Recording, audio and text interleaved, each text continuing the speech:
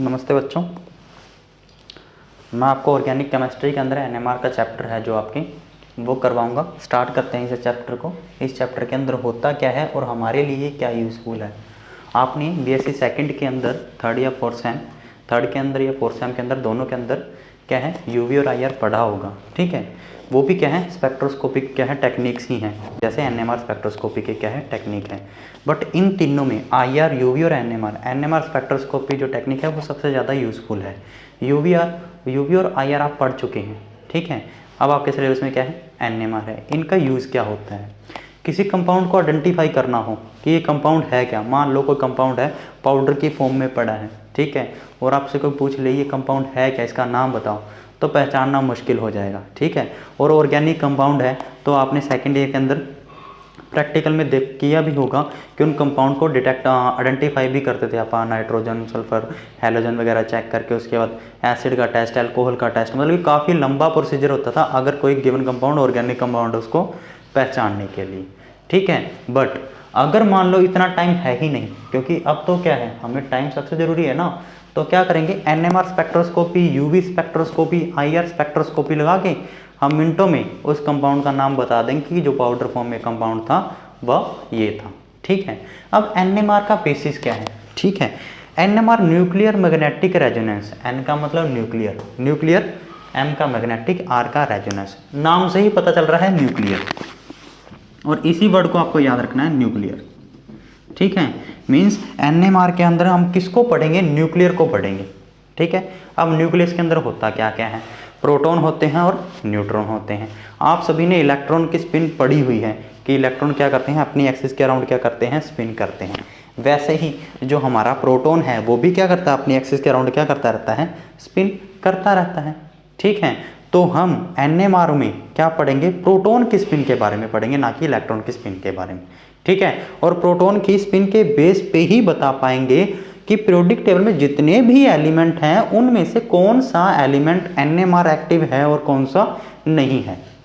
Means मैं ये बताना चाहता हूं कि ऐसा तो हो नहीं सकता कि पीरियोडिक टेबल के अंदर 118 के 18 एलिमेंट क्या करें, एनएमआर से हम क्या कर लें, स्टडी कर लें, या फिर सिंपल लैंग्वेज में एनएमआर एक्टिव हों, ठीक है। तो उनमें से कितने एनएमआर एक्टिव हैं और कितने एनएमआर एक्टिव नहीं हैं, पहले हमें वो बताना चाहिए। कि आपसे कोई ये पूछ ही ले कि जो एनएमआर टेक्निक है स्पेक्ट्रोस्कोपी की, क्या हम उन सभी एलिमेंट के लिए अप्लाई कर सकते हैं जो पीरियोडिक टेबल में दिए हुए हैं, ऐसा पॉसिबल नहीं है।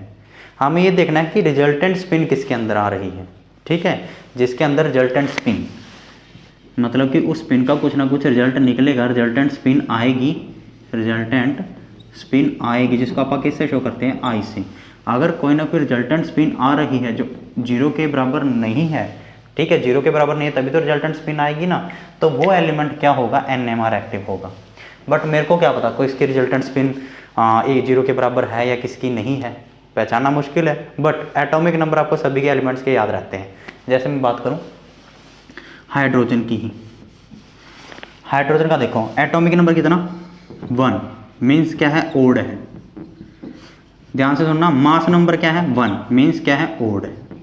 Atomic number 1, mass number 1, odd and odd.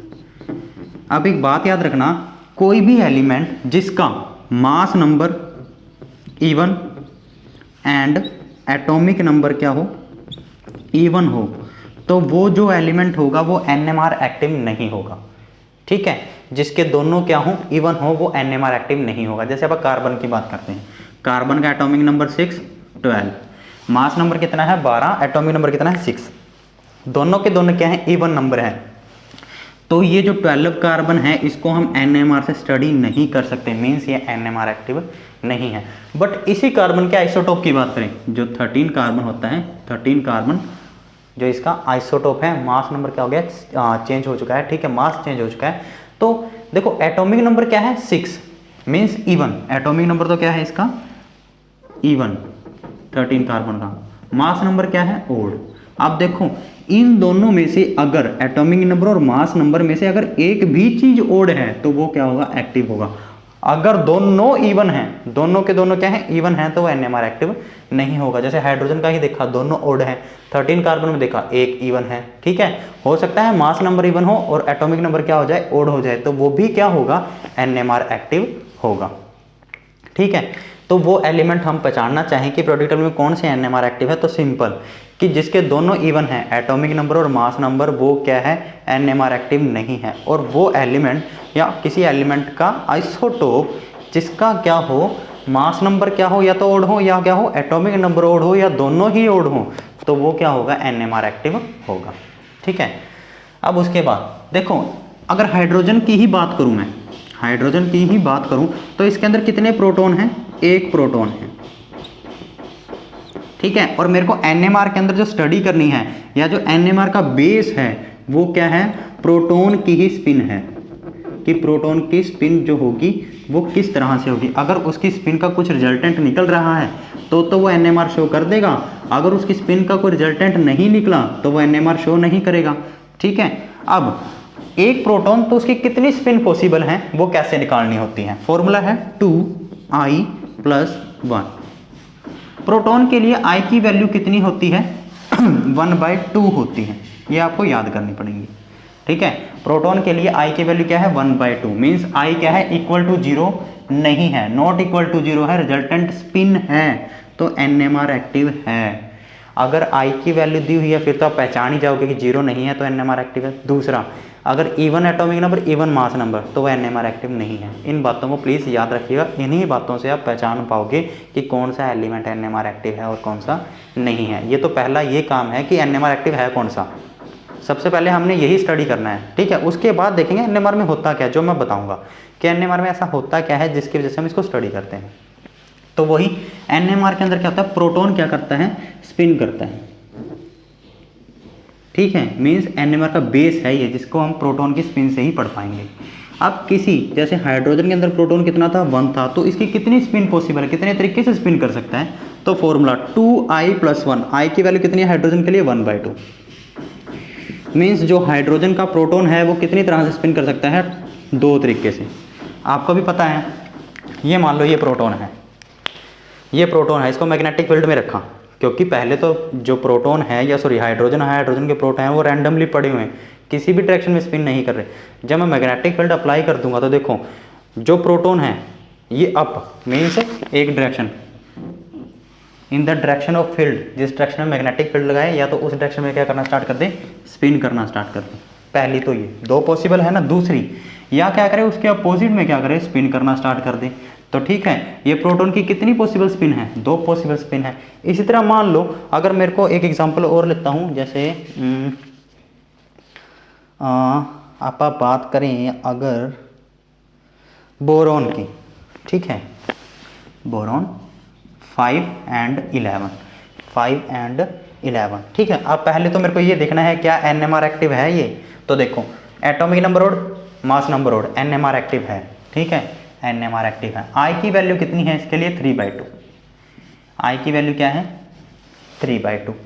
ठीक है। अब इस 3/2 के अकॉर्डिंग बोरॉन के जितने भी प्रोटॉन हैं उनकी कितनी स्पिन ओरिएंटेशन पॉसिबल है, मेरे को वो देखना है। क्योंकि प्रोटॉन के, हाइड्रोजन के केस में तो एक ही प्रोटॉन था, एक प्रोटॉन था, तो 2 ओरिएंटेशन पॉसिबल थी स्पिन करने की इस प्रोटॉन की। बट बोरॉन के अंदर जितने भी प्रोटॉन हैं उनकी कितनी पॉसिबल ओरिएंटेशन है, मेरे को वो देखनी है। ठीक है। तो इस फॉर्मूले का यूज करता हूँ, 2 इंटू में 3/2 + 1, 2 से 2 कैंसिल, मीन्स 4। मतलब कि जो बोरॉन के प्रोटॉन हैं उनकी 4 पॉसिबल ओरिएंटेशन है जिससे वो स्पिन कर सकते हैं, और उन सब स्पिन्स के बेस पे हम NMR को स्टडी करते हैं। बट जो आपके सिलेबस में है वो अकेला हाइड्रोजन का है, तो आप इस पे इसकी बिल्कुल भी टेंशन ना लें कि कई यहाँ कंफ्यूज हो चुके हैं, तो इसको छोड़ दें, क्योंकि आपके सिलेबस में अकेला प्रोटॉन है, मीन्स हाइड्रोजन है, और हाइड्रोजन के अंदर एक ही प्रोटॉन है। तो मैं इसको डिटेल से स्टडी करता हूँ। तो बात करते हैं, ठीक है, प्रोटॉन की, मीन्स हाइड्रोजन की, सॉरी हाइड्रोजन के अंदर एक प्रोटॉन, 2 ओरिएंटेशन पॉसिबल, या तो in the direction of field means +1/2, या तो opposite of direction means 1/2, 2 orientation possible हैं इस प्रोटॉन की। ठीक है। जब मैग्नेटिक फील्ड नहीं लगाया होता तो जो प्रोटॉन के, और सॉरी हाइड्रोजन के प्रोटॉन है वो रैंडमली पड़े होते हैं। मैग्नेटिक फील्ड लगाने के बाद वो क्या कर लेते हैं, ओरिएंटेशन ले लेते हैं, और 2 ओरिएंटेशन पॉसिबल है एक प्रोटॉन की। वो प्रोटॉन मैग्नेटिक फील्ड लगाने के बाद उस ओरिएंटेशन में रहेगा जिसमें वो ज़्यादा स्टेबल है या जिसकी एनर्जी कम है। ठीक है, मतलब कि ये जो दो ओरिएंटेशन हैं एक प्रोटॉन की, दोनों की एनर्जी क्या है, अलग है। मैग्नेटिक फील्ड लगाऊंगा, इन दोनों पॉसिबल ओरिएंटेशन में से प्रोटॉन एक ओरिएंटेशन में आएगा। देखो +1/2 लोअर एनर्जी मीन्स ज़्यादा stable, -1/2 means higher energy unstable. तो जैसे ही मैग्नेटिक फील्ड लगाऊंगा हाइड्रोजन के अंदर एक प्रोटॉन है वो इस ओरिएंटेशन के अंदर आ जाएगा। ठीक है, इस ओरिएंटेशन में आएगा तो ज़्यादा स्टेबल है। ठीक है, तो इस तरफ क्या है, मैग्नेटिक फील्ड, मैग्नेटिक फील्ड। एक बात और बताना चाहूँगा मैं आपको कि देखो कि जब ये दोनों स्टेट हैं जो प्रोटॉन की हैं, दो ओरिएंटेशन जो पॉसिबल है प्रोटॉन की, ये क्या है, एनर्जी मीन्स ये क्या है, एनर्जी का गैप है। इसको कैसे शो कर दिया, डेल्टा ई से। मैं क्या बता रहा था, यही कि ये जो दो ओरिएंटेशन पॉसिबल हैं प्रोटॉन की, अगर मैंने मैग्नेटिक फील्ड नहीं लगाया है तो दोनों की एनर्जी सेम होती है। मीन्स प्रोटॉन रैंडमली पड़ा है, किसी में भी पड़ा हो सकता है, बट जैसे ही मैग्नेटिक फील्ड लगाऊंगा जो प्रोटॉन की पॉसिबल ओरिएंटेशन है वो पॉसिबल ओरिएंटेशन क्या होती है, डिफरेंट डिफरेंट एनर्जी में डिस्ट्रीब्यूट हो जाती हैं और प्रोटॉन उस ओरिएंटेशन में जाना पसंद करता है जिसकी एनर्जी कम होती है। देखो यहीं से समझ लो, मैग्नेटिक फील्ड 0 कर दूंगा ना तो दोनों ओरिएंटेशन यहीं इकट्ठे हो जाएंगे, सेम एनर्जी रहेगी। बट जैसे ही मैग्नेटिक फील्ड बढ़ाऊंगा तो दोनों का एनर्जी क्या बढ़ जाएगा, जिसकी स्टेबल मीन्स जिसकी कम एनर्जी है वो डाउनवर्ड आ जाएगा और जो अनस्टेबल मीन्स जिसकी हायर एनर्जी है वो अपवर्ड चला जाएगा मैग्नेटिक फील्ड लगाने के बाद। एक और बात, ये तो क्या है, डेल्टा E1, यहाँ पे मैग्नेटिक फील्ड मैंने मान लिया M1 या फिर इसको मान लो टेस्ला से शो करते हैं ना तो T1 मान लो। ठीक है, जैसे ही मैग्नेटिक फील्ड इंक्रीज करता हूँ तो देखो दोनों स्टेट के बीच का एनर्जी गैप क्या हो जाता है, इंक्रीज हो जाता है। यहाँ पे मान लिया T2 greater than T1। T1 क्या है, मैग्नेटिक फील्ड है, T से शो कर रखा है, ये भी मैग्नेटिक फील्ड है। ठीक है, तो क्या बताया मैंने कि जैसे जैसे मैग्नेटिक फील्ड इंक्रीज करूंगा दो स्टेट के बीच का एनर्जी गैप क्या हो जाएगा, इंक्रीज हो जाएगा।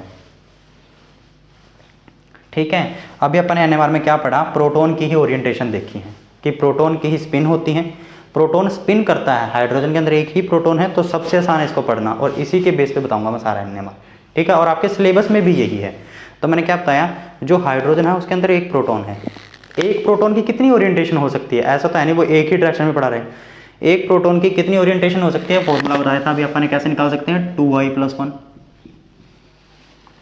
ठीक है, और +1/2 -1/2 कैसे है, उसका भी एक फॉर्मूला होता है कि -i+1 से लेकर i-1 और i। ये क्या है, अब देखो i की वैल्यू 1/2, पीछे वाला दोबारा एक्सप्लेन कर रहा हूँ, i की वैल्यू 1/2 तो कितना आ जाएगा, ये 2 आ जाएगा। तो प्रोटॉन की कितनी ओरिएंटेशन पॉसिबल थी, 2।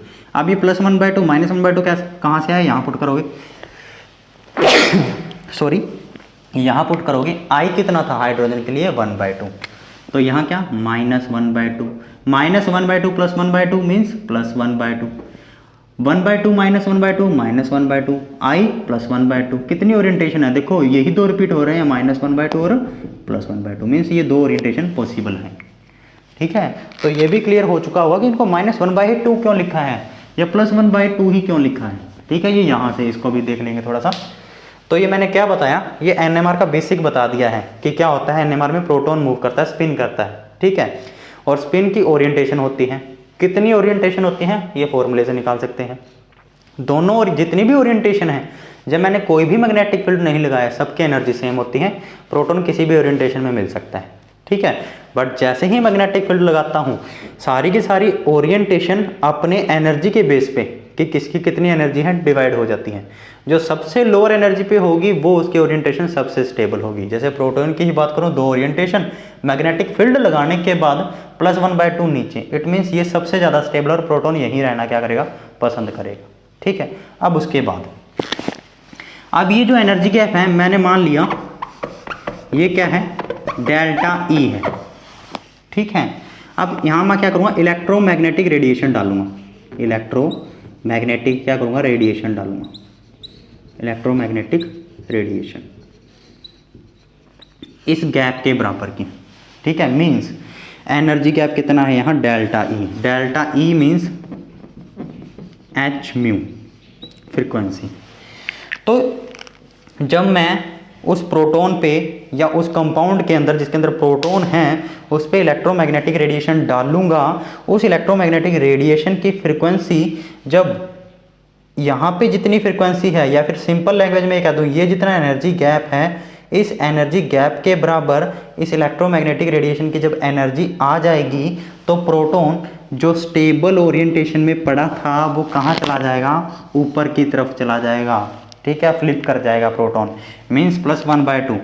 +1/2 से कहाँ चला जाएगा, -1/2 में प्रोटॉन क्या कर जाएगा, फ्लिप कर जाएगा, चला जाएगा। ठीक है, और इस फ्रीक्वेंसी को जो हमारा डिटेक्टर है या जो हमारा रिकॉर्डर है वो क्या कर लेगा, रिकॉर्ड कर लेगा, और रिकॉर्ड करने के बाद वो क्या दे देगा, एक पीक दे देगा। मीन्स मैं उस प्रोटॉन को पहचान पाऊंगा, और किसके बेस पे पहचान पाऊंगा, इस इलेक्ट्रोमैग्नेटिक रेडिएशन के बेस पे।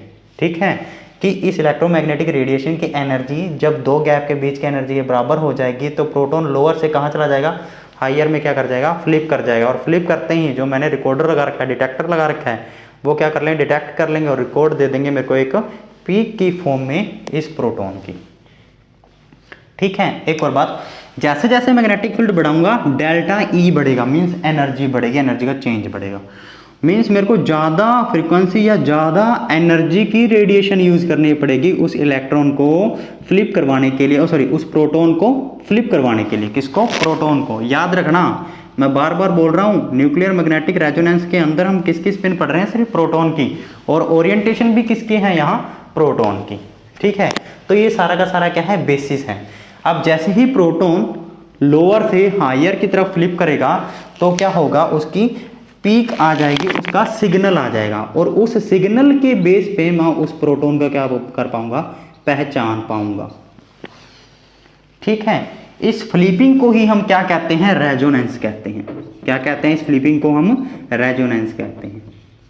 आप देखो, न्यूक्लियर मीन्स न्यूक्लियस के अंदर से प्रोटॉन की ओरिएंटेशन देख रहे हैं ना, उसकी क्या देख रहे हैं, फ्लिपिंग देख रहे हैं। तो प्रोटॉन ने क्या किया है, फ्लिप किया है, किसके अंडर, मैग्नेटिक फील्ड के अंदर। तो देखो बन गया ना nuclear magnetic resonance. Resonance means flipping हुई है, उसी को क्या नाम दे दिया है, रेजोनेंस का। तो न्यूक्लियर मैग्नेटिक रेजोनेंस स्पेक्ट्रोस्कोपी, तो इसका बेस क्या है, ये है जो अपने अभी तक अपन ने डिस्कस किया है। ठीक है, कि प्रोटॉन लोअर स्टेट से हायर स्टेट में क्या करता है, फ्लिप करता है, और जिस एनर्जी गैप पे फ्लिप करता है उसको हम रिकॉर्ड कर लेते हैं और उसके बेस पे बता देते हैं कि प्रोटॉन कौन सा है। ठीक है, अब उसके बाद देखते हैं, देखो एक बार खुद पढ़ोगे तो अच्छे से समझ में आएगा, क्योंकि नया टॉपिक है और इस टॉपिक में आप सभी बराबर हो, तो प्लीज़ ये मत समझिएगा कि मेरे को नहीं आएगा। एक बार पढ़ोगे, दो बार पढ़ोगे तो पक्का समझ में आएगा। सबसे आसान चैप्टर है पूरी ऑर्गेनिक के अंदर। और फिर भी अगर ना समझ में आए तो मेरे से क्लास के अंदर दोबारा से पूछ सकते हो आप, और मैं वहाँ पे भी एक्सप्लेन कर दूंगा। अभी मैंने ये बताया कि मैग्नेटिक फील्ड, अभी मैंने पढ़ाया था ना यहाँ डायग्राम, एनर्जी के बीच में और मैग्नेटिक फील्ड के बीच में, जैसे जैसे मैग्नेटिक फील्ड इंक्रीज करूँगा एनर्जी गैप क्या हो जाएगा, इंक्रीज हो जाएगा। तो इनके बीच में रिलेशन क्या है, delta E equal to H mu, means delta E energy क्या, उतनी ही एनर्जी यूज़ करनी पड़ेगी उस प्रोटॉन को फ्लिप करवाने के लिए। तो एनर्जी मैग्नेटिक फील्ड से रिलेटेड है ऐसे, एच नॉट क्या है, मैग्नेटिक फील्ड जो यहाँ पर अप्लाई कर रखा है। ठीक है, और ये क्या है, gyro magnetic constant, pi is also constant. ये जो गायरो मैग्नेटिक है ये नेचर पे डिपेंड करता है। अगर प्रोटॉन है उसके लिए इसकी वैल्यू अलग होगी। आपके सिलेबस में प्रोटॉन NMR है तो उसके लिए एक ही वैल्यू याद करनी है, बट 13 कार्बन NMR भी होता है तो उसके लिए गामा की वैल्यू अलग होगी, ब्रोन के लिए अलग होगी। तो सबके लिए उस डिफरेंट एलिमेंट्स के अकॉर्डिंग ये गामा की वैल्यू या फिर गायरो मैग्नेटिक रेशियो वो क्या होती जाती है, चेंज होती जाती है। उसके बाद है कि सिग्नल आता क्यों है और कैसे आता है, ये भी मैंने अभी बता दिया है। ठीक है, फिर भी एक बार डिस्कस कर लेते हैं दोबारा से कि सिग्नल होता क्या है। दूसरा टॉपिक क्या दे रखा है, origin of signal, origin of signal, कि सिग्नल आता कैसे है। दोबारा से साफ साफ बताऊंगा आपको। प्रोटॉन का ही स्टडी कर रहे हैं। प्रोटॉन क्या करेगा, स्पिन करेगा। कितने तरीके से स्पिन कर सकता है, दो तरीके से स्पिन कर सकता है, मैग्नेटिक फील्ड जब तक नहीं लगाया वो दोनों ओरिएंटेशन सेम एनर्जी पे होती हैं। जैसे ही मैग्नेटिक फील्ड को लगाऊंगा तो दोनों स्पिन, दोनों स्टेट हैं वो क्या हो जाती हैं, डिफरेंशिएट हो जाती हैं। जो ज़्यादा स्टेबल है जिसकी एनर्जी कम है वो लोअर, जिसकी एनर्जी ज़्यादा है जो अनस्टेबल है वो ऊपर की तरफ चली जाती है। ठीक है, प्रोटॉन कहाँ रहना पसंद करता है, नीचे, मीन्स लोअर स्टेट में रहना पसंद करता है। सभी को पता है इलेक्ट्रॉन हो प्रोटॉन हो कहाँ रहेगा, वो स्टेबल के अंदर ही रहेगा, या फिर जिसकी एनर्जी लो है ये वहीं रहेगा। ठीक है, इस तरफ क्या है, मैग्नेटिक फील्ड है। मैग्नेटिक फील्ड यहाँ क्या है हमारा, ये क्या बता रहा है, एनर्जी बता रहा है। अब देखो मैग्नेटिक फील्ड कांस्टेंट कर दूंगा, मैग्नेटिक फील्ड कांस्टेंट कर दूंगा तो ये एनर्जी गैप भी क्या हो जाएगा, कांस्टेंट हो जाएगा। क्योंकि अगर इसको बढ़ाता रहूँगा तो ये गैप भी बढ़ता रहेगा ना, अभी बताया था। मैंने मैग्नेटिक फील्ड क्या कर दिया, कांस्टेंट कर दिया। कांस्टेंट करने पे क्या होगा, जितनी पॉसिबल ओरिएंटेशन थी सारी उस प्रोटॉन की डिवाइड हो जाएंगे एनर्जी गैप के अंदर। ठीक है, और प्रोटॉन सबसे लोअर में पड़ा होगा। ये तो इतना काम है। उसके बाद में चेंजिंग फ्रिक्वेंसी की इलेक्ट्रोमैग्नेटिक वेव या रेडिएशन इस कंपाउंड पे डालूंगा। तो जब इस डेल्टा ई के बराबर इलेक्ट्रोमैग्नेटिक रेडिएशन की एनर्जी मिल जाएगी या इस फ्रिक्वेंसी के बराबर की रेडिएशन इस पर डल जाएगी तो प्रोटॉन यहाँ से लोअर से अपर की तरफ क्या कर जाएगा, फ्लिप कर जाएगा। और इसके फ्लिप करते ही हमारा रिकॉर्डर हमें क्या दे देगा, सिग्नल दे देगा। क्या कर देगा हमारा रिकॉर्डर, सिग्नल दे देगा। बट असली इसके अंदर ऐसा होता क्या है कि हम करते क्या हैं, फ्रीक्वेंसी को तो रखते हैं कांस्टेंट। देखो अभी मैंने बताया ना, मैग्नेटिक फील्ड को कांस्टेंट किया और क्या डाली थी, इलेक्ट्रोमैग्नेटिक रेडिएशन। और उसकी फ्रीक्वेंसी, एनर्जी चेंज करेंगे तो उसकी फ्रीक्वेंसी भी क्या होगी, चेंज होगी ना। लेकिन असलियत के अंदर होता क्या है, इलेक्ट्रोमैग्नेटिक रेडिएशन यानी कि किसी एक फ्रीक्वेंसी के रेडिएशन को कांस्टेंट रखा जाता है। मैग्नेटिक फील्ड को चेंज करते हैं। ठीक है, उसके अकॉर्डिंग क्या आता है, सिग्नल आता है। तो यहाँ क्या आ जाएगा, मैग्नेटिक फील्ड आ जाएगा और यहाँ क्या आ जाएगी, इंटेंसिटी आ जाएगी। दोबारा से सुनो, मैग्नेटिक फील्ड को चेंज करेंगे एनर्जी चेंज होगी। मैंने जो बताया मैग्नेटिक फील्ड को कांस्टेंट कर देते हैं, एनर्जी गैप कांस्टेंट। रेडिएशन डाली, जिस रेडिएशन की फ्रीक्वेंसी इस गैप की फ्रीक्वेंसी के बराबर होगी उसको एब्जॉर्ब कर लेगा। उसके एब्जॉर्ब करते ही प्रोटॉन लोअर से हायर में फ्लिप कर जाएगा। इसके फ्लिप करते ही हमारे पास सिग्नल आ जाएगा। लेकिन असलियत के अंदर हम करते क्या हैं, फ्रीक्वेंसी को तो क्या करते हैं कांस्टेंट, मैग्नेटिक फील्ड को क्या करते रहते हैं, हम टाइम टू टाइम चेंज करते रहते हैं। जब मैग्नेटिक फील्ड इस एनर्जी गैप के बराबर कोई मैग्नेटिक फील्ड दे देते हैं तो उस टाइम वो जो फ्रीक्वेंसी है उसको एब्जॉर्व करके प्रोटॉन हायर स्टेट में चला जाता है और हमें क्या देता है, सिग्नल दे देता है। तो ये मैंने पहले भी बता दिया था। अभी एक जो इम्पोर्टेंट बात है सुनने की है वो ध्यान से सुनिएगा कि देखो इसके हिसाब से क्या हुआ कि मान लो जैसे 60 हर्ट्ज की फ्रीक्वेंसी, ठीक है, 60 हर्ट्ज की फ्रीक्वेंसी मैंने कांस्टेंट यहाँ अप्लाई कर रखी है, मैग्नेटिक फील्ड को कर रहा हूँ चेंज। तो जैसे ही एनर्जी गैप डेल्टा ई के बराबर का फील्ड यहाँ पर अप्लाई कर देंगे मैग्नेटिक फील्ड, तो हमारा प्रोटॉन क्या करेगा, ऊपर चला जाएगा। मीन्स उस कंपाउंड के अंदर जितने भी प्रोटॉन होंगे सब के सब क्या कर जाएंगे, फ्लिप कर जाएंगे। मीन्स जैसे मान लो ये है CH3 एंड CH2, तो सबके सब प्रोटॉन क्या कर देंगे, फ्लिप। मीन्स एक ही सिग्नल आएगा। बट ऐसा होता नहीं है। क्यों? क्योंकि हर एक प्रोटॉन का इन्वायरमेंट अलग होता है।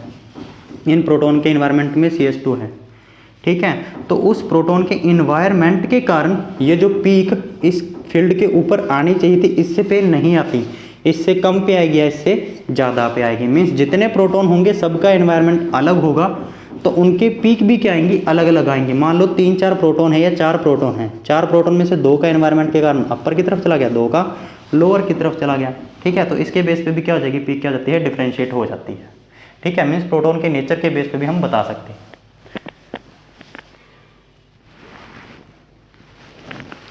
तो हमको कहाँ बता रहा था, मैंने इसके बारे में बताया था कि प्रोटॉन क्या करता है, फ्लिप कर जाता है, ठीक है, पर हम क्या करते हैं, फ्रीक्वेंसी को क्या करते हैं, कांस्टेंट करते हैं, और मैग्नेटिक जो फील्ड है उसको क्या करते रहते हैं, हम चेंज करते रहते हैं। उसके अकॉर्डिंग क्या आ जाता है, प्रोटॉन हमारा फ्लिप करता है और हमारा सिग्नल आ सकता है। इस तरफ का जो एरिया है और इस तरफ का जो एरिया है,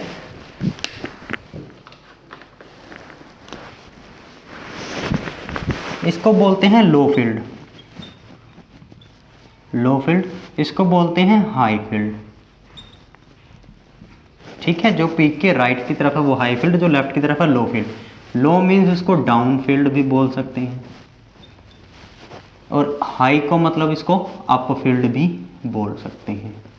मैं आपको ये बता रहा था अभी 2 मिनट पहले ही कि अगर मान लो प्रोटॉन है, 60 हर्ट्ज की अपन ने फ्रीक्वेंसी अप्लाई कर रखी, कांस्टेंट फ्रीक्वेंसी, और किसी एक मैग्नेटिक फील्ड पे वो प्रोटॉन क्या कर लेते हैं, सारे के सारे एब्जॉर्ब कर लेते हैं रेडिएशन को और फ्लिप कर जाते हैं। तो उन सब प्रोटॉन का कितने सिग्नल आएंगे, एक ही सिग्नल आएगा। पर ऐसा पॉसिबल नहीं होता, क्योंकि एक कंपाउंड में काफ़ी सारे प्रोटॉन होने के चांसेस हो सकते हैं। ठीक है, और हर एक प्रोटॉन का एनवायरनमेंट क्या होता है, अलग होता है। उसके अराउंड इलेक्ट्रॉन अलग अलग होंगे, उसके नाइबर के अंदर प्रोटॉन लगा या अदर ग्रुप लगा वो भी अलग अलग हो सकता है। तो उसके बेस पे प्रोटॉन है, जितना मैग्नेटिक फील्ड अपन ने लगाया है उतना ना लेके उससे कम लेता है या उससे ज़्यादा।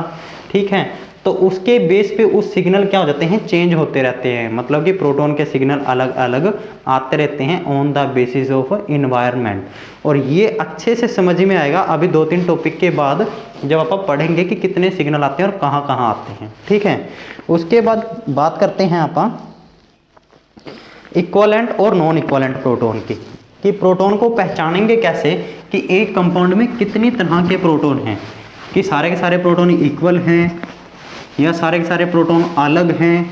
ठीक है, तो उनको पहचानना कैसे है, उनको आइडेंटिफाई कैसे करना है।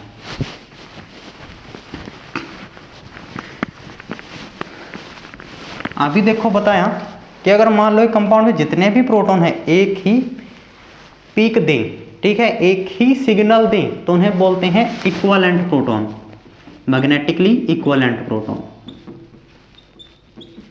मैग्नेटिकली मींस एक ही मैग्नेटिक फील्ड पे क्या कर ले, एब्जॉर्ब कर ले सारे के सारे प्रोटॉन, तो उसे क्या बोलते हैं, मैग्नेटिकली इक्विवेलेंट प्रोटॉन। या फिर इन्हें क्या बोल सकते हैं, केमिकली इक्विवेलेंट। केमिकल इक्विवेलेंट क्या बोल सकते हैं, इनको प्रोटॉन बोल सकते हैं। अब किसी प्रोटॉन को पहचानना कैसे कि किसी कंपाउंड में इक्विवेलेंट प्रोटॉन कितने होते हैं, नॉन इक्विवेलेंट प्रोटॉन कितने होते हैं। अभी सब प्रोटॉन की पीक एक आए तो इक्विवेलेंट, अलग अलग आए तो प्रोटॉन क्या होंगे, नॉन इक्विवेलेंट। ठीक है, अगर अलग अलग आए तो क्या बोलेंगे इनको, नॉन इक्विवेलेंट प्रोटॉन।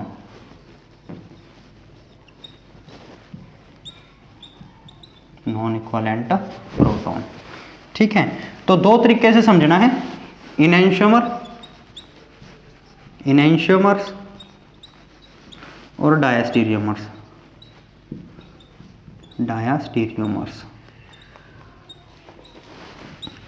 अगर मान लो वो कंपाउंड दे रखा है, उस कंपाउंड के प्रोटॉन को हम किसी अदर जेड ग्रुप से चेंज कर दें, चेंज करने के बाद ओरिजिनल वाला और चेंज करने के बाद जो स्ट्रक्चर आई, या फिर 2 प्रोटॉन को चेंज कर दें, अगर वो दोनों इनैंशियोमरिक हैं एक दूसरे से, मिरर इमेज है एक दूसरे की, तो वो तो क्या देंगे, एक ही सिग्नल देंगे, 1 सिग्नल। अगर मान लो उनमें से किसी एक ग्रुप को चेंज करने के बाद दोनों क्या करते हैं, डायस्टीरियो फॉर्म करते हैं, तो उन दोनों के क्या आएंगे, अलग अलग सिग्नल आएंगे, मीन्स 2 सिग्नल्स आएंगे। इस बात को वैसे ही याद रख लो, एग्जाम्पल बताऊंगा और अच्छे से पता चलेगा। जैसे एग्जाम्पल से ही आप स्टडी कर लेते हैं। जो पहला एग्जाम्पल दे रखा है वो दे रखा है CH3 CH2 Cl2। मान लो इस कंपाउंड का मैंने NMR नोट करना है। अभी मैंने बताया प्रोटॉन है, प्रोटॉन NMR नोट करेंगे। अब इसके अंदर कितने प्रोटॉन है, 5 प्रोटॉन है टोटल, 2 और 3। तो 5 प्रोटॉन की जो फ्लिपिंग होगी तो उनके अकॉर्डिंग क्या आएंगी, एब्जॉर्बेंस होगी रेडिएशन की। ठीक है, और वो एक्साइट करेगा प्रोटॉन। ठीक है, और उसके बेस पे पीक आएगी। क्या 5 प्रोटॉन की एक ही पीक आएगी, या 5 में से 5 प्रोटॉन की कितनी पीक आएगी, क्वेश्चन ये उठता है। उस क्वेश्चन को सॉल्व करने के लिए मेरे को ये देखना पड़ेगा इनमें से कितने प्रोटॉन इक्विवेलेंट है और कितने नॉन इक्विवेलेंट है। तो देखो, जब CH3 में से एक H को मैं किसी Z से चेंज कर दूं, जो मिथाइल है CH3 है, ठीक है, और इसी तरह जो इसका दूसरा हाइड्रोजन है उसको भी मैं क्या करूं, Z से चेंज कर दूं, तो क्या कोई फर्क पड़ेगा। देखो, इस मिथाइल के प्रोटॉन को मैंने किसी Z सब्स्टिट्यूट से चेंज कर दिया, चेंज करने के बाद कोई फर्क नहीं पड़ा। देखो यहाँ पे भी क्या था, इस CH2 के एनवायरनमेंट में CH2 और Cl है, इस CH2 के एनवायरनमेंट में क्या है, CH2 एंड Cl है, दोनों का एनवायरनमेंट क्या है, सेम है। मीन्स ये जो मिथाइल के तीनों प्रोटॉन हैं इनके कितने सिग्नल आएंगे, एक ही सिग्नल आएगा। अब मिथाइलिन की बात करते हैं। मिथाइलिन के ऊपर कितने, 2 प्रोटॉन हैं, CH3 and CH2 and Cl। अब इसमें से एक प्रोटॉन को अगर मैं Z से सब्स्टिट्यूट कर दूं, जैसे मैंने पहले ऊपर वाले को कर दिया वैसे ही शो करने के लिए, फिर मैंने इस प्रोटॉन को कर दिया, तो देखो दोनों प्रोटॉन क्या हैं, एक दूसरे की मिरर इमेज हैं, ठीक है, मीन्स एनेंटियोमरिक हैं। या फिर आप ये भी बोल सकते हैं दोनों का एनवायरनमेंट देखें, इन दोनों प्रोटॉन के एनवायरनमेंट, या इस जेड का एनवायरनमेंट यहाँ भी सेम है, इस जेड का एनवायरनमेंट यहाँ भी सेम है, दोनों स्ट्रक्चर में सेम होने की वजह से इन दोनों प्रोटॉन का कितना सिग्नल आएगा, 1 सिग्नल आएगा। तो इन दोनों के कितने, इस कंपाउंड के कितने टोटल सिग्नल आएंगे, 2 सिग्नल्स आएंगे। तो अगर आपसे कोई पूछे CH3 CH2 Cl इस कंपाउंड के कितने सिग्नल आएंगे, तो 2 सिग्नल्स आएंगे। एनवायरनमेंट देख लेना, अगर सब्स्टिट्यूट नहीं कर सकते, मिथाइल के एनवायरनमेंट में CH2 ही है, हर एक प्रोटॉन के एनवायरनमेंट है सेम CH2 है, तो इसका 1 सिग्नल। इस CH2 के ऊपर तो जो 2 प्रोटॉन है उनका एनवायरनमेंट क्या है, सेम है, तो कितने सिग्नल, इसका 1 सिग्नल। टोटल कितने, 1 और 1 2। एक और एग्जाम्पल लेता हूँ मैं, ऐसे ही एग्जाम्पल से अच्छे से समझ में आएगा। अभी मैंने इस बात को जो बताया याद रखना कि अगर इनेंशियोमर बने तो 1 सिग्नल, डायस्टीरियोमर बनेगा तो कितने सिग्नल, 2 सिग्नल, जब हम सब्स्टिट्यूट कर देंगे। देखो दोबारा से, जैसे अगर बात करूं CH3 CBr2 and CH3 1 2 3 4 balance equally, ठीक है। अब मैं ये देखता हूं इसके कितने सिग्नल आएंगे। देखो प्रोटॉन कितने हैं, 6 प्रोटॉन के सिग्नल कितने आएंगे जब इसका NMR स्पेक्ट्रा नोट करेंगे। तो देखो यहाँ पे जो मिथाइल है इसके एनवायरनमेंट में CBr3 है, इस मिथाइल के एनवायरनमेंट में CBr3 है, मीन्स इस कार्बन पे तीनों हाइड्रोजन हैं, उनका एनवायरनमेंट इस कार्बन पे तीनों हाइड्रोजन है सेम है, मीन्स 6 के 6 प्रोटॉन या हाइड्रोजन का एनवायरनमेंट क्या है, सेम है। तो कितने सिग्नल आएंगे, 1 सिग्नल आएगा। इसी तरह अगर बात करूं मैं CH3 CHCl एंड CH3 कितने प्रोटॉन है या कितने हाइड्रोजन हैं, 7 हाइड्रोजन है इसके अंदर, ठीक है, 7 हाइड्रोजन है। कितने सिग्नल आएंगे, तो देखो इस मिथाइल के ऊपर, सॉरी इस कार्बन के ऊपर 3 हाइड्रोजन है, तीनों हाइड्रोजन का एनवायरनमेंट सेम है, तो 1 सिग्नल इसका A। सिमिलरली इस मिथाइल के, सॉरी इस कार्बन के ऊपर 3 हाइड्रोजन है, जैसे इसका एनवायरनमेंट था वैसा ही इस कार्बन के ऊपर जो प्रोटॉन है उनका एनवायरनमेंट है, तो इसको भी A से ही शो कर देंगे क्योंकि दोनों का सिग्नल सेम ही आएगा। बट इस कार्बन के ऊपर प्रोटॉन लगा है, इस प्रोटॉन का सिग्नल इन 6 प्रोटॉन से अलग आया, तो इसको मान लिया B। इसके कितने सिग्नल आएंगे, टोटल 2 सिग्नल्स आएंगे। इसके बाद एक और देखते हैं CH3 CH2 CH2 Cl। अब इसके देखते हैं कितने सिग्नल आएंगे, तो देखिएगा CH3 CH2 CH2 Cl, ठीक है, 1 सिग्नल इसका A साफ साफ दिख रहा होगा, 1 सिग्नल इसका B, 1 सिग्नल इसका C। क्यों, क्योंकि इस कार्बन पे 2 हाइड्रोजन लगे हैं, इन दोनों हाइड्रोजन का एनवायरनमेंट खुद से सेम है, बट इन दोनों हाइड्रोजन का एनवायरनमेंट इन दोनों हाइड्रोजन से और इन 3 हाइड्रोजन से डिफरेंट है, तो इसका 1 सिग्नल, सिमिलरली इसका भी 1 सिग्नल और सिमिलरली इसका भी 1 सिग्नल, टोटल कितने आ जाएंगे, 3 सिग्नल आ जाएंगे, ठीक है। एक इंपॉर्टेंट एग्जांपल जो आते हैं, डायस्टीरियोमर बनता कब है, डायस्टीरियोमर में 2 केस आपको याद रखने हैं।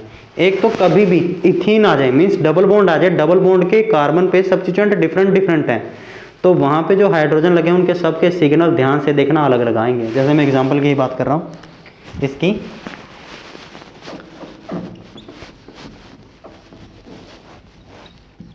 Methyl and Br। देखो अभी मैंने एक कार्बन पे 2 प्रोटॉन लगे थे, दोनों का एक ही सिग्नल बताया, इस कार्बन प्रोटॉन लगा था एक ही सिग्नल बताया था, ठीक है। एक अभी मैंने एग्जांपल बताया था CH3 CH2 एंड Cl, इस कार्बन पे 2 प्रोटॉन लगे थे, दोनों का एक ही सिग्नल बताया था इन दोनों प्रोटॉन का, ठीक है।